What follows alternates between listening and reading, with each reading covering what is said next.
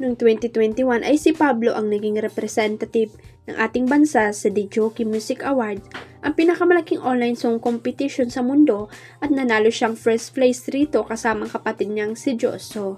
Maging ang National Artist of Music na si Ryan Carabiab ay pinuri si Pablo dahil sa parangal na ito. Naging Hall of Fame award na rin si Pablo sa isang award-giving body matapos niyang mapanalunan ang Composer of the Year for 4 straight years.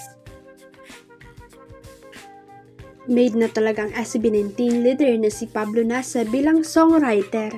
Proud na proud ang worldwide fans ng SB19 sa bagong recognition ni Pablo.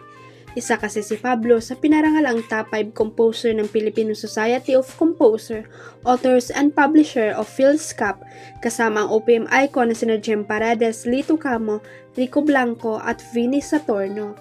Pero bago pa man kilalanin ng PhilSCAP ang pambatong miyembro ng P-Pop Kings, ay ipinagmalaki ng mga fan na nailagay na noon pa man ni Pablo ang Pilipinas sa global map. Binalikan nga ng mga fan ang mga karangalang natamo ni Pablo bilang composer ng SB19 songs. Sa unang pagkakataon, magsasama sina Andrea Brillantes at Enrique Hel sa isang teleserye para sa 2026. Kinumpirma nga ang proyekto sa event ng TV5 nitong Martes, kung saan inanunsyo rin ang iba pang upcoming shows ng network.